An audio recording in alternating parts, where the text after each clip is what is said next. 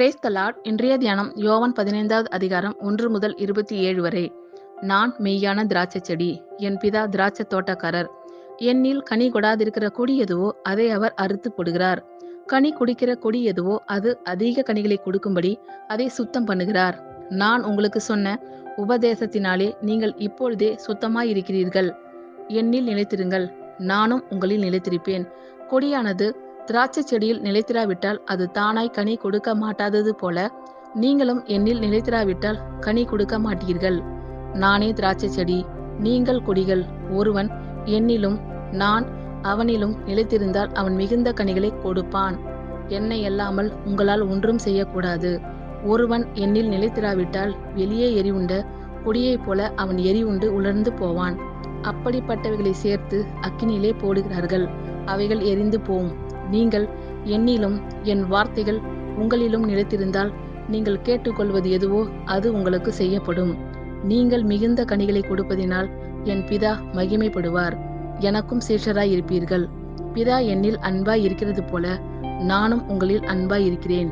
என்னுடைய அன்பிலே நிலைத்திருங்கள். நான் என் பிதாவின் கற்பனைகளை கைக்கொண்டு அவருடைய அன்பிலே நிலைத்திருக்கிறது போல நீங்களும் என் கற்பனைகளை கைக்கொண்டிருந்தால் என்னுடைய அன்பிலே நிலைத்திருப்பீர்கள். என்னுடைய சந்தோஷம் உங்களில் நிலைத்திருக்கும்படிக்கும் உங்கள் சந்தோஷம் நிறைவாய் இருக்கும்படிக்கும் இவைகளை உங்களுக்கு சொன்னேன். நான் உங்களில் அன்பாய் இருக்கிறது போல நீங்களும் ஒருவரில் ஒருவர் அன்பாய் இருக்க வேண்டும் என்பதே என்னுடைய கற்பனையாய் இருக்கிறது. ஒருவன் தன் சிநேகிதருக்காக தன் ஜீவனை கொடுக்கிற அன்பிலும் அதிகமான அன்பு ஒருவரிடத்திலும் இல்லை. நான் உங்களுக்கு கற்பிக்கிற யாவையும் நீங்கள் செய்வீர்கள், ஆனால் என் சிநேகிதராய் இருப்பீர்கள். இனி நான் உங்களை ஊழியக்காரர் என்று சொல்லுகிறதில்லை. ஊழியக்காரன் தன் எஜமான் செய்கிறதை அறிய மாட்டான். நான் உங்களை சிநேகிதர் என்றேன், ஏனெனில் என் பிதாவினிடத்தில் நான் கேள்விப்பட்ட எல்லாவற்றையும் உங்களுக்கு அறிவித்தேன். நீங்கள் என்னை தெரிந்து கொள்ளவில்லை, நான் உங்களை தெரிந்து கொண்டேன்.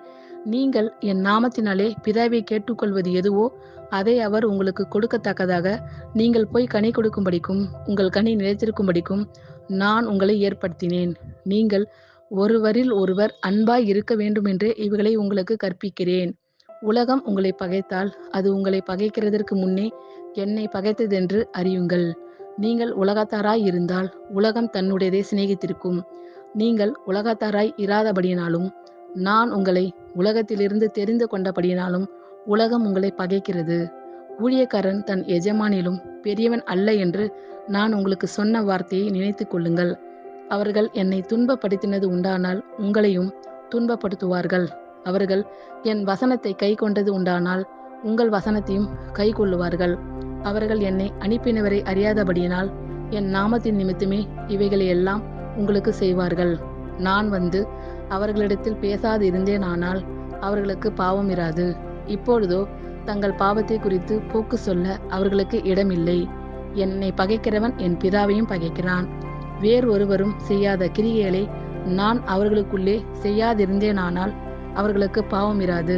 இப்பொழுது அவர்கள் என்னையும் என் பிதாவையும் கண்டும் பகைத்தும் இருக்கிறார்கள்.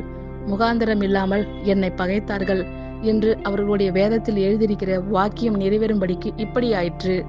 பிதாவினிடத்திலிருந்து நான் உங்களுக்கு அனுப்ப போகிறவரும் பிதாவினிடத்திலிருந்து புறப்படுகிறவருமாகிய சத்திய ஆவியான தேற்றரவாளன் வரும்போது அவர் என்னை குறித்து சாட்சி கொடுப்பார். நீங்களும் ஆதி முதல் என்னுடனே கூட இருந்தபடியால் எனக்கு சாட்சிகளாய் இருப்பீர்கள். ஆமேன். கர்த்தர் உங்கள் அனைவரையும் ஆசீர்வதிப்பாராக. God bless you all.